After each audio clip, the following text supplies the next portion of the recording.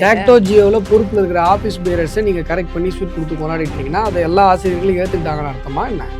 ஆனால் இன்றைக்கும் போராடுறாங்க. இது ஒரு செட்டப் ட்ராமா புட்டப் ட்ராமான்றது சாதாரணமாக பூத் லெவல் ஆஃபீஸராக உட்கார போகிற ஆசிரியர்களுக்கு தெரியாதுன்னு நினச்சிக்கிறீங்களா? நேஷனல் ஆரோக்கியா எக்ஸ்போ நாயுஷ் கான்க்ளேவ் ஜனவரி 9லேருந்து 12 வரைக்கும் Chennai heartfulness institute Babuji memorial ashram மணப்பாக்கத்தில்.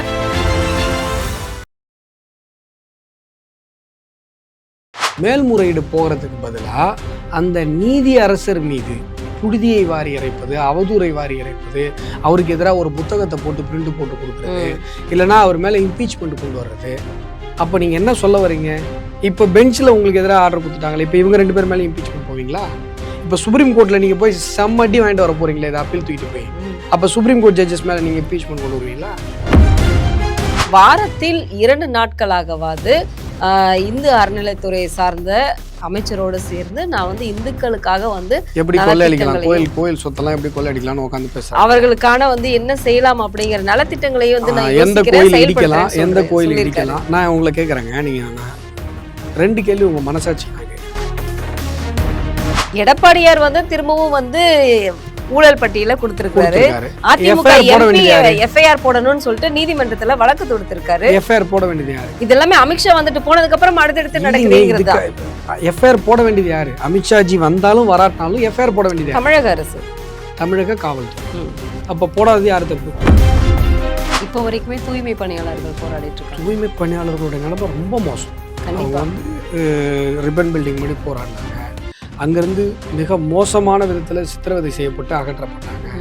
கடலில் இறங்கி போராடினாங்க. இப்போ கூவம் நதியில் இறங்கி போராடக்கூடிய அளவில் அவங்களுடைய நிலைமை மிக மோசமாக இருக்குது. அப்படின்னா ஏமாறலன்னா ஆமா, அவங்க கொடுத்து கொண்டாடுவாங்க. ஜாக்டோ ஜியோவில் பொறுப்பில் இருக்கிற ஆஃபீஸ் பேரர்ஸை நீங்கள் கரெக்ட் பண்ணி ஸ்வீட் கொடுத்து கொண்டாடிட்டீங்கன்னா அதை எல்லா ஆசிரியர்களும் ஏற்றுக்கிட்டாங்கன்னு அர்த்தமா என்ன? ஆனால் இன்றைக்கும் போராடுறாங்க. இது ஒரு செட்டப் ட்ராமா புட்டப் ட்ராமான்றது சாதாரணமாக பூத் லெவல் ஆஃபீஸராக உட்கார போகிற ஆசிரியர்களுக்கு தெரியாதுன்னு நினச்சிட்டு இருக்கீங்களா? இன்னொரு அம்மா அந்த ஆற்றாமையில் அப்படியே கத்துது. அம்மாவால் தாங்க முடியல. ஏன்னா டெய்லி அந்த முருகனை கும்பிடுது அந்த அம்மா. அந்த முருகனை தன்னுடைய கண்ணு முன்னாடி இந்த திராவிட மாடல் தமிழக அரசு இடித்து நொறுக்குவதை பார்த்து அந்த அம்மாவால் தாங்க முடியல. கதறுது, அடி வயிற்றுலேருந்து கதறு. தமிழகத்தில் ஒரு மிகப்பெரிய ஒரு அமைப்பு, மிகவும் ஒரு ஃபோர்ஸான ஒரு அமைப்பு, ஒரு இந்து முன்னணி, லட்சக்கணக்கான தொண்டர்களை கொண்ட ஒரு அமைப்பு. அந்த லட்சக்கணக்கான தொண்டர்களுக்கு தலைவர் அவரை இவங்க தடுத்து நிறுத்துறாங்க, தள்ளி விடுறாங்க. இன்றைக்கு மருத்துவமனையில் இருக்காரு. இதெல்லாம் அப்படியே மனசுல ஓட்டிப்பாங்க. அந்த 20 ரூபா டிக்கெட்டை மிச்சம் பண்றதுக்கு நான் அவ்வளோ ஏராள பேச்சு நான் வாங்க வேண்டியிருக்கு. அது என் மனசுல வேதனையா இருக்கு. அதை நீங்க யாரும் கேட்க மாட்டீங்க. சரி, கண்டக்டர் தான் கேவலமா பேசுறான் அப்படின்னு சொல்லிட்டு அரசாங்கத்திட்ட சொல்லணுமா? அமைச்சரும் கேவலமா பேசுறான்.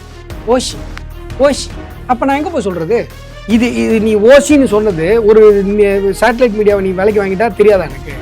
நான் தான் சமூக வலைதளத்தில் பார்க்குறேன்.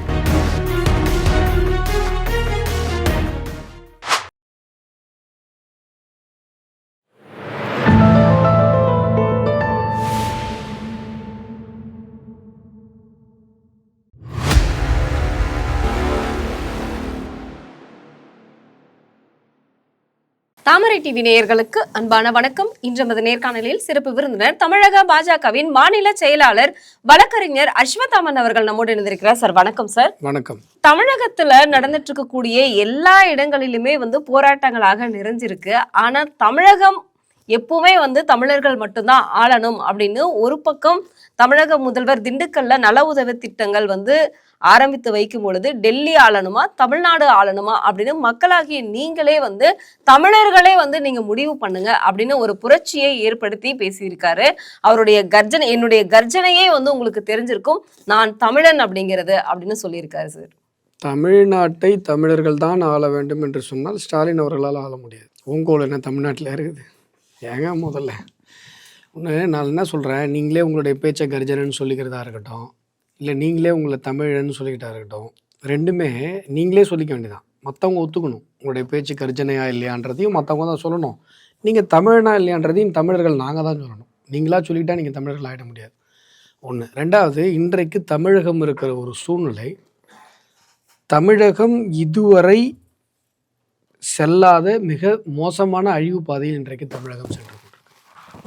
நீங்கள் பார்த்தீங்கன்னா போதைப்பொருள் பரவல், சட்டம் ஒழுங்கு சீர்குலைவு, நீங்கள் வந்து ஒரு குரோதத்திற்கோ விரோதத்திற்கோ பழி வாங்குவதற்கோ கொலைகள் நடந்த தமிழகத்தில் இன்றைக்கு ரீல்ஸ் போடுவதற்காக 18 வயது நிரம்பாத சிறார்கள் ஒரு கொலையை செய்கிறார்கள் என்று சொன்னால் இப்போ வரைக்கும் அது கொலை முயற்சியா கொலையான்றது தெரியல. ஏன்னா அந்த சுராஜுங்கிறவர் எங்கே போனார், என்ன ஆனார், உயிரோடு இருக்காரா இல்லையா, எதுவுமே தெரில. காவல்துறையே ஏதோ சினிமாவில் வர்ற மாதிரியான ஒரு மர்ம கதை மாதிரி இங்கே நடந்துகிட்டு இருக்கு. காவல்துறை வந்து அந்த சுராஜுங்கிறவர் இருக்காரா இல்லையான்றதை தெளிவுபடுத்தலை இன்னும் மக்களுக்கு.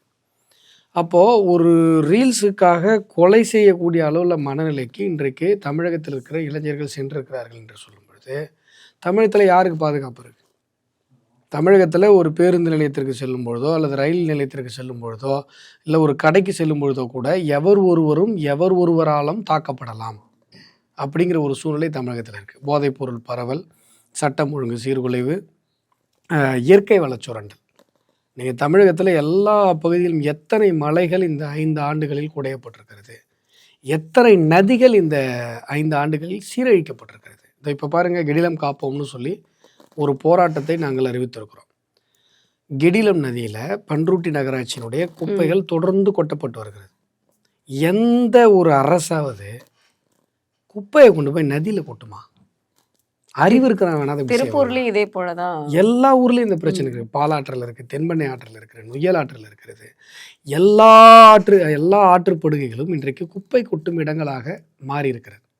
நீங்கள் 2021 திமுக ஆட்சிக்கு வருவதற்கு முன்பாக குப்பையை ப்ராசஸ் பண்ணுறதுக்கு மத்திய அரசு கொடுத்த நிதியை சரியாக பயன்படுத்தி எல்லா ஊர்களிலும் குப்பையை ப்ராசஸ் பண்ணி உரமாக தயாரித்து விவசாயிகளுக்கு விற்றாங்க.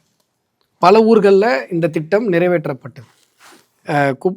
கழிவு மேலாண்மை கூடங்களை அமைத்து, நிலையங்களை அமைத்து, குப்பைகளை பிரித்து, பிளாஸ்டிக் குப்பைகளை வந்து எடைக்கு போட்டுட்டு மற்ற குப்பைகளை எடுத்து மண்புழு உரமாக மாற்றி விவசாயிகளுக்கு கிலோ 2 ரூபா, இல்லை மாடி தோட்டம் வச்சுருக்கவங்களுக்கு 1 ரூபா 2 ரூபாய்க்கு கொடுத்துட்டு இருந்தாங்க.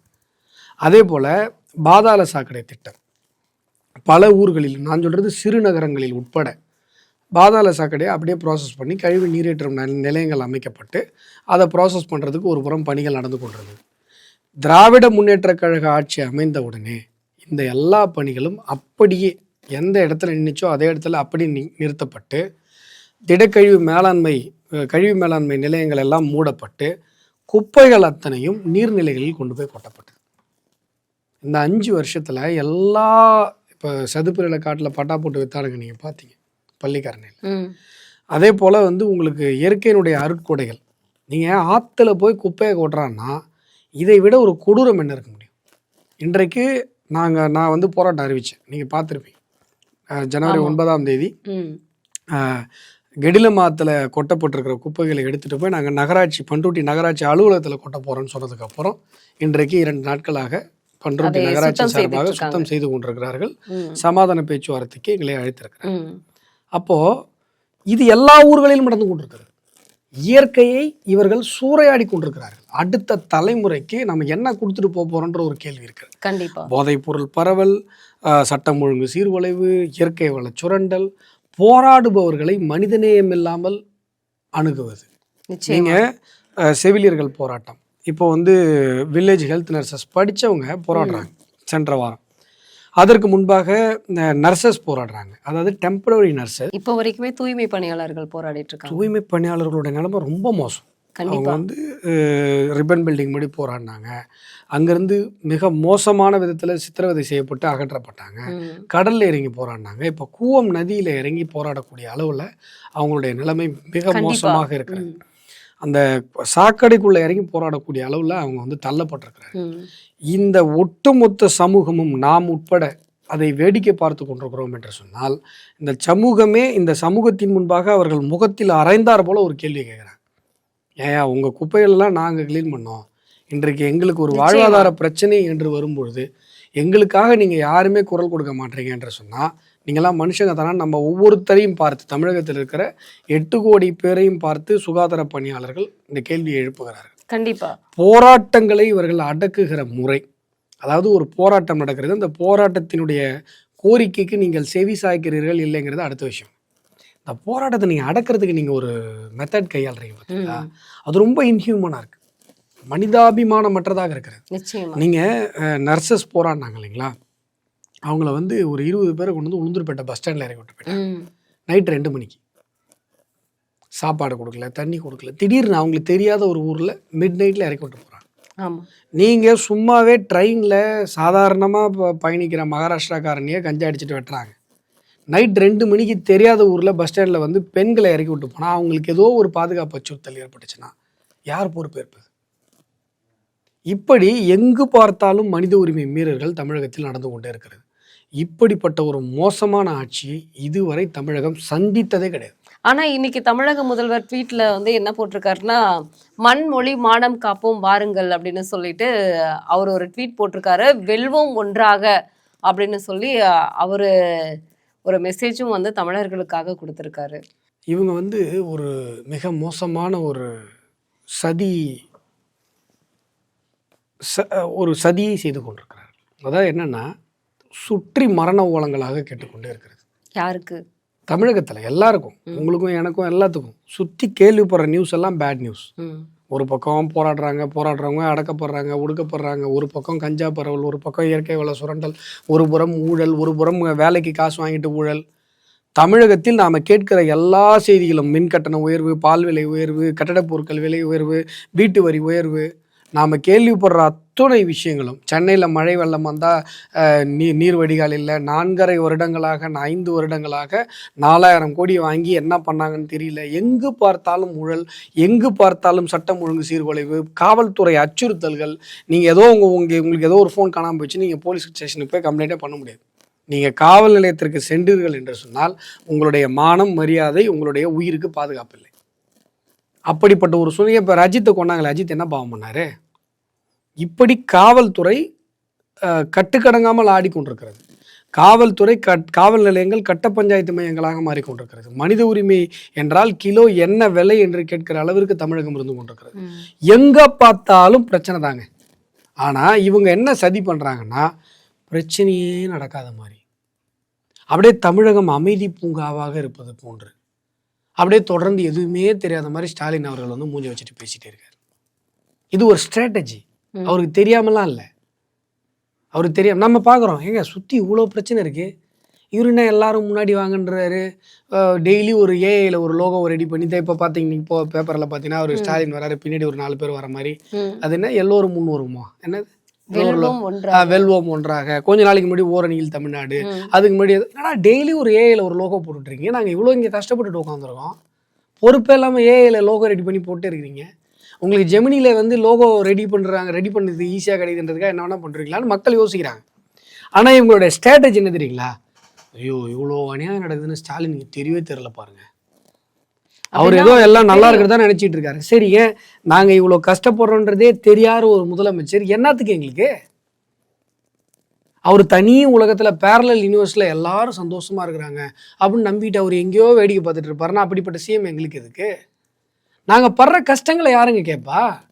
இன்றைக்கு தமிழகத்துல நெல் விவசாயிகள், நீங்க ஒரு சின்னதா ஒரு 1000 ஸ்கொயர் ஃபீட்ல ஒரு ஷெட்டு போகிறதுக்கு எவ்வளோ செலவாயிட போகுது? பெருசாக அது எதுவும். இந்த ஷெட்டு நீங்கள் வெறும் ஒரு 1000 ஷெட்டு தமிழ்நாடு முழுசும் போட்டிருந்தீங்கன்னா எங்களுடைய நெல் விவசாயிகளுடைய நெல் பயிர்கள் காப்பாற்றப்பட்டிருக்கும். அதை போட வக்கில்ல உங்களுக்கு, நெல் முளைச்சு போச்சுங்க.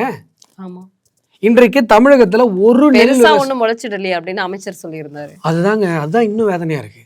நெல் முளைச்சது ஒரு வேதனை அப்படின்னா, இந்த பெருசா முளைக்கலன்னு சொன்னா இருக்கும் பாருங்க, அது இன்னும் வேதனையா இருக்கு. எங்களுடைய வலி வருத்தத்தை நீங்க நிவர்த்தி பண்ணலன்னா பரவாயில்ல, எங்க வலியை புரிஞ்சுக்க கூட மாட்டீங்களே. ஆனா இப்போ பொங்கலுக்கு இன்னும் 7 நாட்கள் கூட இல்ல அப்படிங்கிற ஒரு நிலையில கரும்பு கொள்முதல் பண்ணவே இல்லை தமிழக அரசு. கரும்பு கொள்முதல் பண்ணல. கரும்பு வந்து இவங்க ரேஷன் கடையில கொள்முதல் பண்ணி கொடுத்தாங்கன்னா கரும்பு விவசாயிகளுக்கு அது ஒரு மகிழ்ச்சிகரமான செய்தியாக. நிச்சயமா அன்புமணி அவர்கள் வந்து 10 நாட்களுக்கு முன்னாடியே சொல்லி இருந்தாரு. இந்த பொங்கலை பொறுத்தவரை நெல் விவசாயிகளுக்கு மற்ற எல்லா விவசாயிகளுக்குமே நல்ல பொங்கலா இல்லைங்க. ரொம்ப மோசமான கண்டிஷனில் தான் விவசாயிகள் இருக்காங்க. ரொம்ப உண்மையாக ஓப்பனாக சொன்னால் வைத்தறிச்சல் இருக்காங்க. ஏன்னு கேட்டிங்கன்னா, ஒரு விவசாயி வந்து ஒரு நெல்லை விளைவிக்கிறதுக்கு அவ்வளோ கஷ்டப்படுறாங்க. நீ யோசிச்சு பாருங்கள். ஒரு மழை அதிகமாக போனால் அழியிடும், தண்ணி இல்லைன்னா வெடி போட்டுரும். ஆமா. நெல் வந்து குழந்தைய பார்த்துக்கிற மாதிரி பார்க்கணும். நான் நாற்று நட்டு அதை எடுத்து ஒரு இடத்துல இது பண்ணி அதை வந்து டெய்லி போய் பார்க்கணும். ஒரு நாளை பார்த்தாப்புல அந்த நெல்லை பார்க்கணும். ஆடு மாடு மேயாமல் அதை காப்பாற்றணும். களைச்செடி வராமல் அதை காப்பாற்றணும்.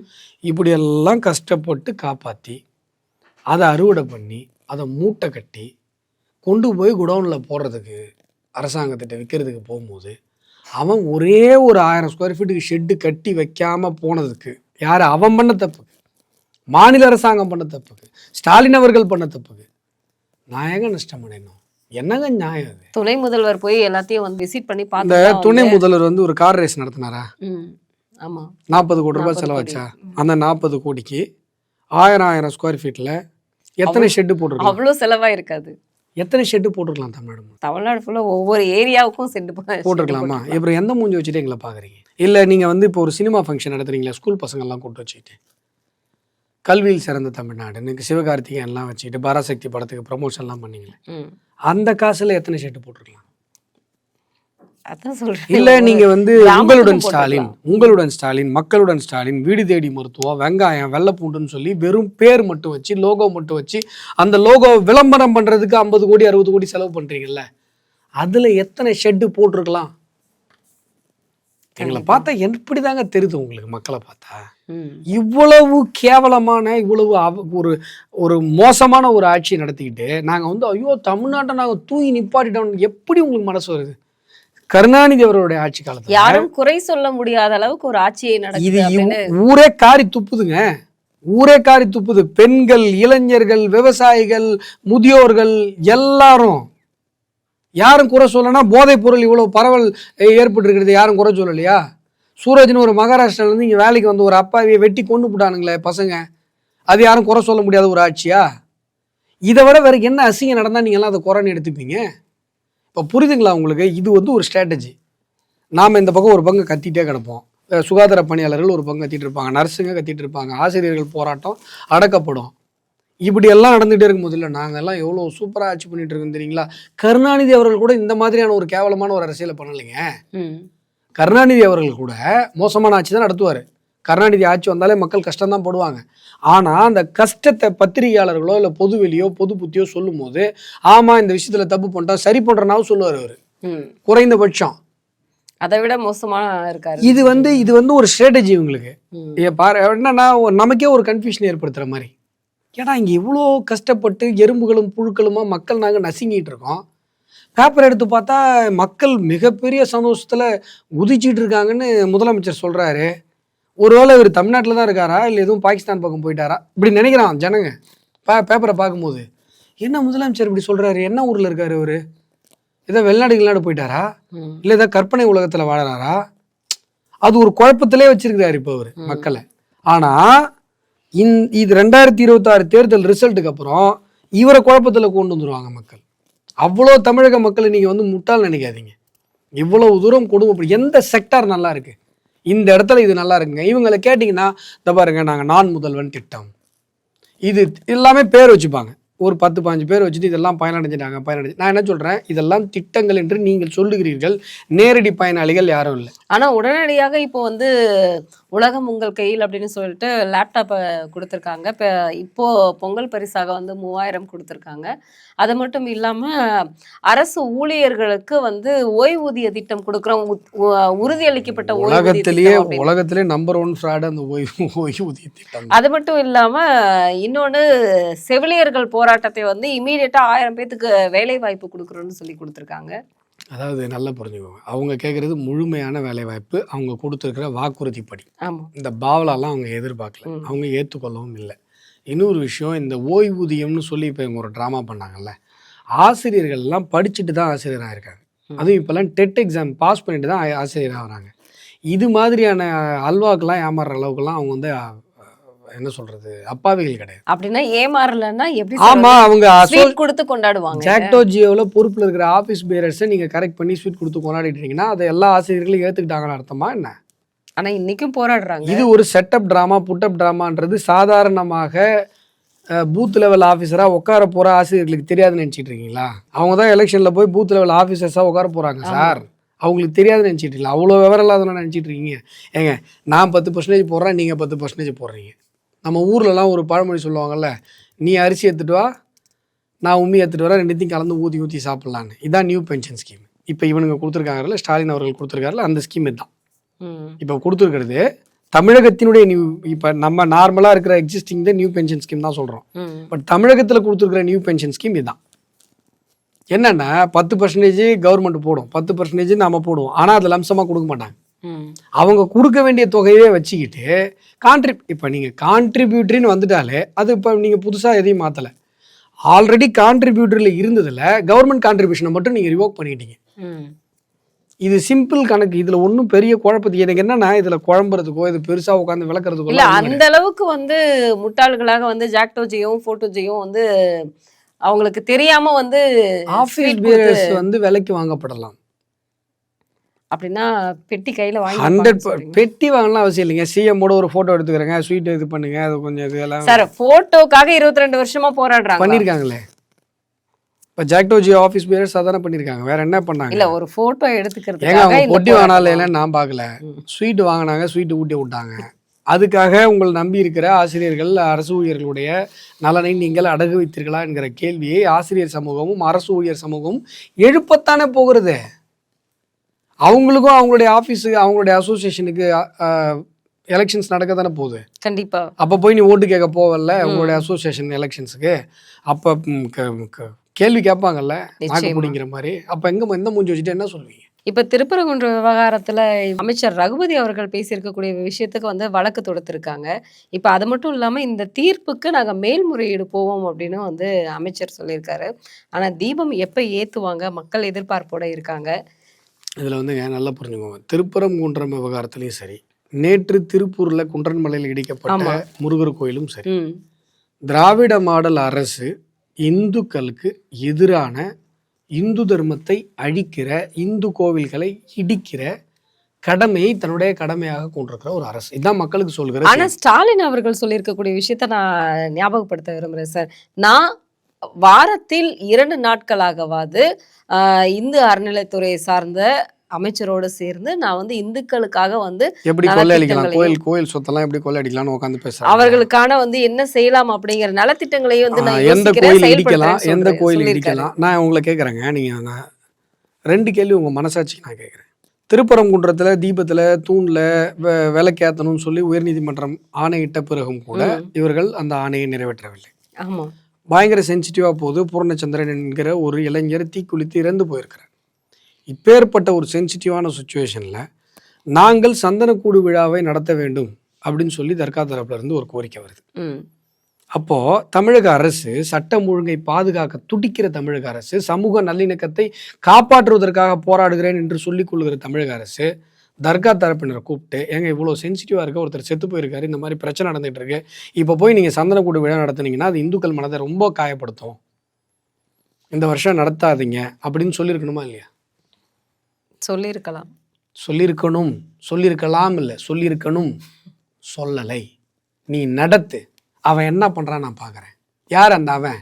2ஆம் தர குடிமக்களாக இருக்கக்கூடிய இந்துக்கள். இதை விட இந்துக்களை கேவலப்படுத்த முடியுமா? ஆனா அதுக்குதான் வந்து கொட்டு வச்சுக்கிட்டே இருந்திருக்கேன் இன்னைக்கு நீதிமன்றத்துடைய சாப்டர் அப்புறம் நான் அதுக்கப்புறம் வரேன். இது வந்து இந்துக்கள் யோசிச்சு பார்க்கணும். நிச்சயமா மத நல்லிணக்கம் என்பது ஒன் சைட் லவ் கிடையாது. நான் மட்டும் உங்க மேல அன்பாவே இருப்பேன், நீங்க மட்டும் அப்படின்னா என்ன அர்த்தம்? நிச்சயமா இஸ்லாமியர்கள் யோசித்து பார்க்க வேண்டும். இவ்வளவு சென்சிட்டிவ் டைம்ல நம்ம ஏன் சந்தனக்கூடு விழா நடத்தி அவங்களை வெறுப்பேற்றணும்? இந்த சந்தனக்கூடு விழா நடத்துவதற்காக 23 நாட்கள் மேலே இருக்கிற மச்சேந்திரநாத் 18 சித்தர்கள் ஒருத்தர் மச்சமுனி சித்தருடைய ஜீவ சமாதி திருப்பரங்குன்றத்துல மேல இருக்கு. அந்த கோவிலுக்கு, காசி விஸ்வநாதர் கோவிலுக்கு பக்தர்கள் அனுமதிக்கப்படவில்லை. ஆமா. அப்ப 2ஆம் தர குடிமக்கள் தானே இந்துக்கள். 17 நாட்கள் கழிச்சு இந்தியன் கான்ஸ்டிடியூஷன் படி 17 நாள் இல்லாம 23 நாள் அனுமதிக்கல. இந்தியன் கான்ஸ்டிடியூஷன் படி இந்தியாவில் இருக்கிற எல்லா இடங்களுக்கும் எல்லோருக்கும் செல்வதற்கு அனுமதி இருக்கிறது. திருப்பரங்குன்றம் மலைக்கு மேல இருக்கிற காசி விஸ்வநாதர் கோயிலுக்கு மச்சமுனி சித்தருடைய ஜீவசமாதிக்கு இந்துக்கள் போக முடியாது. ஆனால் சந்தனக்கூடு விழா நடத்துவதற்கு இந்துக்கள் தங்களுடைய கோவில்களுக்கு போவதற்காக செதுக்கி வைத்த கற்படிக்கட்டுகள் மூலமாக இஸ்லாமிய சொந்தங்கள் போகலாம். அப்ப இந்துக்கள் 2ஆம் தர குடிமக்கள் தானே. சரி, இது அப்படியே ஒரு பக்கம் வச்சுக்கோங்க. இந்த திருப்பூர்ல ஒரு கோயில் இடிச்சாங்க பாத்தீங்களா? ஆமா, குன்றன் மலையில குன்றன் ஒரு கோவில். ம். அங்க எங்க டிராஃபிக் டிஸ்டர்பன்ஸ் இல்லை, ஏதாவது சென்சிட்டிவ் பிரச்சனை ஒண்ணுமே கிடையாது. அங்க வந்து அந்த கோவிலை தமிழக அரசு இடிக்கிறது. அங்க இருந்த பக்தர்கள், அங்க ஒரு மனுஷன் என்ன சொன்னார் பாத்தீங்களா? குழந்தை மாதிரி வளர்த்தவங்க, குழந்தை மாதிரி வளர்த்தோம், இந்த மாதிரி அநியாயமா வந்து இடிக்கிறீங்களே. இன்னொரு அம்மா வந்து அந்த ஆற்றாமையில் அப்படியே கத்துது. அந்த அம்மாவால் தாங்க முடியல. ஏன்னா டெய்லி வந்து அந்த முருகனை கும்பிடுது அந்த அம்மா. அந்த முருகனை தன்னுடைய கண்ணு முன்னாடி இந்த திராவிட மாடல் தமிழக அரசு இடித்து நொறுக்குவதை பார்த்து அந்த அம்மாவால் தாங்க முடியல, கதறுது, அடி வயிற்றுல இருந்து கதறுது. இந்து முன்னணியுடைய மாநில தலைவர் காடேஸ்வரா சுப்பிரமணியம் அவர்கள் அங்கே செல்கிறார். ஆமா, தமிழகத்துல ஒரு மிகப்பெரிய ஒரு அமைப்பு, மிகவும் ஒரு ஃபோர்ஸான ஒரு அமைப்பு ஒரு இந்து முன்னணி, லட்சக்கணக்கான தொண்டர்களை கொண்ட ஒரு அமைப்பு. அந்த லட்சக்கணக்கான தொண்டர்களுக்கு தலைவர் அவரை இவங்க தடுத்து நிறுத்துறாங்க, தள்ளி விடுறாங்க. இன்றைக்கு மருத்துவமனையில் இருக்கார். இதெல்லாம் அப்படியே மனசுல ஓட்டி பாருங்க. எந்த காரணமாக வேண்டுமானாலும் இருக்கட்டும், நீர்நிலையை கூட ஆக்கிரமிச்சுக்கிட்டு இருந்திருக்கட்டும், ஒரு சர்ச்சையோ ஒரு மசூதியையோ இப்படி தமிழக அரசு இடிக்குமா? கற்பனை பண்ணி பாருங்க, சும்மா கற்பனை பண்ணி பாருங்களேன். கற்பனை பண்ணி பார்க்கும்போதே உங்களை வந்து யாரும் ஹலால் மர்டர் பண்ண போறது இல்லைல்ல. ஜஸ்ட் கற்பனை பண்ணி பாருங்க, உங்க கற்பனையிலே வராது அது. ஏன்னா இப்படி ஒரு காட்சி நீங்க பார்த்ததே இல்லை. மனித மனம் ஏற்கனவே பார்த்த காட்சிகளின் அடிப்படையில் தான் கற்பனையே பண்ணோம். உங்களுக்கு இந்த காட்சியே கிடையாது, நீங்க பார்த்ததே கிடையாது. அப்போ இந்துக்களினுடைய கோவில்கள் அப்படின்னு சொன்னா எங்க இருந்து வேணா எப்படி வேணா ஆர்டர் போடுவானுங்க, எங்க வேணா உட்காந்துக்கிட்டு இடிச்சு தள்ளிட்டு போயிட்டே இருப்பாங்க. அப்ப இந்துக்கள் 2ஆம் தர குடிமக்கள் தானே? யோசிச்சு பாருங்க. இது எல்லாத்தையும் பார்த்துக்கிட்டு உங்க வீட்டுல சாமி செல்ஃப்ல முருகர் போட்டோவையும் வச்சுக்கிட்டு அந்த முருகர்கிட்ட போய் வெக்கம் இல்லாம அதை கொடு இதை கொடு அதை பண்ணு இதை பண்ணுன்னு கேட்டுக்கிட்டு இந்த கோவிலை இடிக்கும் பொழுதும் நீ வேடிக்கை பார்த்துக்கிட்டு அந்த வீடியோவையும் பார்த்துட்டு அதுக்கப்புறமும் நீ போய் திமுக ஓட்டு போட்டனா, உங்களை பார்த்து நான் கேட்கிற ஒரே கேள்வி, நீ சாப்பிட்ற சோத்துல உப்பு இருக்கா? இப்ப இதுல இன்னொரு கேள்வி வரும் பாருங்க. எவ்வளவு நயவஞ்சகமான, இப்ப இந்த மாதிரிலாம் நீங்க வந்து சமூக வலைதளத்துல பார்க்கும்போதோ இல்லை பேசும்போதோ பார்த்தீங்கன்னா ஒருத்தர் வருவார், ஒரு மாற்று சமயத்தை சார்ந்தவங்க வருவாங்க. தன்னுடைய கோவிலையே காப்பாற்றிக் கொள்ள முடியாத முருகனால் உங்களை எப்படி காப்பாற்ற முடியும்? நாத்திகம் பேசுறாங்களாம். அவன் பியூர் நாத்திகவாதி கிடையாது. அவன் வந்து கிறிஸ்தவ சமயத்தையோ அல்லது இஸ்லாம் மார்க்கத்தையோ பின்பற்றவனா இருப்பான், பேரை பார்த்தாலே தெரியும். ஆனா வந்து நம்மகிட்ட வந்து இதை நீ சிந்தித்து பார்க்க வேண்டும், இங்க வந்து நீ சிந்தித்து பார்க்க வேண்டும். இப்ப நான் ஒரு கேள்விக்கு சொல்றேன். இந்த கேள்வியை இது நாள் வரைக்கும் உங்க மனசுல யோசிக்கவே இல்லை. நீங்க யோசிச்சு பாருங்க. நான் சொல்றது நடுநிலை இந்துக்களுக்கு. நீங்க அந்த கேட்கிற ஒரு இஸ்லாமிய சகோதரனை பார்த்து, பாபர் மஸ்ஜித், நீங்கள் சொல்லுகிற சோகால்டு பாபர் மஸ்ஜித் இடிக்கப்பட்ட போது ஏன் உங்கள் இறைவனால் அதை காப்பாற்ற முடியும்? நிச்சயமா இந்த கேள்வியே நமக்கு எழுந்திருக்காது. கண்டிப்பா இது வரைக்கும் நம்ம அந்த கேள்வி ஏன் யோசிக்க மாட்டோம்னு தெரியுங்களா? அப்படி கேட்டால் அவனுடைய மனம் புண்படும். கண்டிப்பா. அப்போ என்ன பார்த்து மட்டும் எப்படி வேணா கேட்டுருவியா நீ? நான் ஏற்கனவே என்னுடைய வழிபாட்டு தலம் அங்கே இடிக்கப்பட்டிருக்குன்னு வேதனையில் இருக்கு. என்கிட்ட வந்து ஏன்டா உன் கோயிலே உன் கடவுளால் காப்பாற்ற முடியல, ஒன்னே பெறாங்க. அப்போ உன் கோயில் இடிக்கும் போது ஏன்டா உன் கடவுள் காப்பாத்தல? அப்போ மட்டும் வேற லாங்குவேஜில் கதறீங்க, இந்த பக்கம் மட்டும் இப்படி கதறீங்க. புரியுதுங்களா? நான் என்ன சொல்றேன், நாங்கள் மத நல்லிணக்கத்துக்காக பேசிக்கொண்டிருக்கிறோம். குறிப்பிட்டு ஒரு சமூகத்தை தொடர்ந்து தாக்கி கொண்டிருப்பதோ இல்லை அந்த சமூகம் சொரணை இல்லாமல் அறிவு இல்லாமல் விழிப்புணர்வு இல்லாமல் இருப்பதோ மத நல்லிணக்கம் என்று சொன்னால் அப்படிப்பட்ட மத நல்லிணக்கம் எங்களுக்கு தேவையில்லை. ஒரு குறிப்பிட்ட சமூகத்தை இளிச்சவாயர்களாக வைத்திருப்பதுதான் உங்களுடைய மத நல்லிணக்கம் என்று சொன்னால் அப்படிப்பட்ட மத நல்லிணக்கம் எதுக்கு? மத நல்லிணக்கம் என்றால் எல்லா தரப்புல இருந்தும் அன்பு வரணும். கண்டிப்பா. எங்க இங்க வரப்படுது? நான் சொல்ற விஷயத்தை யோசிச்சு பாருங்க, உங்களுக்கு புரியும். அமித்ஷா அவர்கள் வந்துட்டு போனதுக்கு அப்புறம் நேரு அவர்கள் மேல வந்து ஏன் வந்து நடவடிக்கை எடுக்கல, எஃப்ஐஆர் போடல? எடுக்கலன்னு சொல்ல வரீங்களா? எஃப்ஐஆர் வந்து போடாமலாம் அப்படிங்கிற ஒரு கேள்வி இப்ப திரும்பவும் வந்திருக்கு. இடில இருந்து லெட்டர் அனுப்பிட்டாங்க. சரி, இது ஏற்கனவே நடந்தது. இல்லம்மா, இடில இருந்து லெட்டர் அனுப்பியிருக்காங்க. இடி வந்து மறுபடியும் லெட்டர் அனுப்புறாங்க. எடப்பாடியார் வந்து திரும்பவும் வந்து ஊழல் பட்டியல கொடுத்திருக்காரு. அதிமுக எம்பி எஃப்ஐஆர் போடணும்னு சொல்லிட்டு நீதிமன்றத்துல வழக்கு தொடுத்திருக்காரு. எஃப்ஐஆர் போட வேண்டியது யாரு? இதெல்லாமே அமித்ஷா வந்துட்டு போனதுக்கு அப்புறம் அடுத்தடுத்து நடக்குதுங்கிறதா? எஃப்ஐஆர் போட வேண்டியது யாரு? அமித்ஷாஜி வந்தாலும் வராட்டினாலும் எஃப்ஐஆர் போட வேண்டியது தமிழக அரசு, தமிழக காவல்துறை. அப்ப போடாதது யாரு தப்பு? காவல்துறை தான். சரி, இப்போ தமிழக காவல்துறை நாம எஃப்ஐஆர் போடலைன்னா நம்மளை கேள்வி கேட்பாங்கன்ற ஒரு பயம் தமிழக காவல்துறைக்கு இருக்கணுமா? இருக்கணும். ஆனால் இருக்குமா? இருக்காது. ஏன் இருக்காதுன்னா, திருப்பரங்குன்றத்தில் ஒரு நீதிபதி உங்களுக்கு எதிராக ஆணை கொடுத்துட்டாரு அப்படின்னு சொல்லும் பொழுது அந்த ஆணையை எதிர்த்து மேல்முறையீடு போகிறதுக்கு பதிலாக அந்த நீதி அரசர் மீது புழுதியை வாரி இறைப்பது, அவதூறை வாரி இறைப்பது, அவருக்கு எதிராக ஒரு புத்தகத்தை போட்டு பிரிண்ட் போட்டு கொடுக்கறது, இல்லைனா அவர் மேலே இம்பீச்மெண்ட் கொண்டு வர்றது. அப்போ நீங்கள் என்ன சொல்ல வரீங்க? இப்போ பெஞ்சில் உங்களுக்கு எதிராக ஆர்டர் கொடுத்துட்டாங்களே, இப்போ இவங்க 2 பேர் மேலே இம்பீச்மெண்ட் போவீங்களா? இப்போ சுப்ரீம் கோர்ட்டில் நீங்கள் போய் செம்மட்டி வாங்கிட்டு வர போகிறீங்களே, இதை அப்பீல் தூக்கிட்டு போய், அப்போ சுப்ரீம் கோர்ட் ஜட்ஜஸ் மேலே நீங்கள் இம்பீச்மெண்ட் கொண்டு வருவீங்களா? இப்போது காவல்துறை யாருக்கு பயப்படும் நினைக்கிறீங்க? நீதிமன்றத்திற்கு கேள்வி கேட்பாங்க அப்படின்ற அந்த பயம் இருக்குது பார்த்தீங்களா? அந்த பயத்தையே நீங்கள் இந்த தமிழக அரசு என்ன பண்ணிடுச்சு? சாபட்டேஜ் பண்ணிடுச்சு, அழிச்சிருச்சு. இங்கே கான்ஸ்டிடியூஷனுடைய அந்த செக் அண்ட் பேலன்சஸோடைய அழகியலை செதைச்சிருச்சு. இப்போ நான் எதுக்காக இந்த கேள்வியை வச்சேன்னா, திண்டுக்கல்ல முதல்வர் ஸ்டாலின் அவர்கள் பேசும்பொழுது அமித்ஷா வந்துட்டு போனதுக்கு அப்புறம் அடுத்தடுத்து இந்த விஷயங்கள் எல்லாம் நடக்குது அப்படிங்கிறத மக்களாகிய நீங்கள், தமிழர்களாகிய நீங்களே பாருங்க எந்த அளவுக்கு திமுகவை அவங்க எதிர்க்கிறாங்க அப்படின்னு. இது இப்போ ஒருவேளை இப்படி சொல்றாருன்னா அது மக்கள்கிட்ட பாசிட்டிவ் தானே பிஜேபிக்கு. நாங்கள் பண்ற திருடெல்லாம் பாருங்க கண்டுபிடிக்கிறாங்கன்னா அதுக்குதான் வெல்வோம் ஒன்றாக வாருங்கள் நாங்க உங்க கூட வெல்லணுமா அப்படின்னு வாருங்கள் தமிழர்களே திருடி பாக்கெட்ல போட்டுப்பேன்.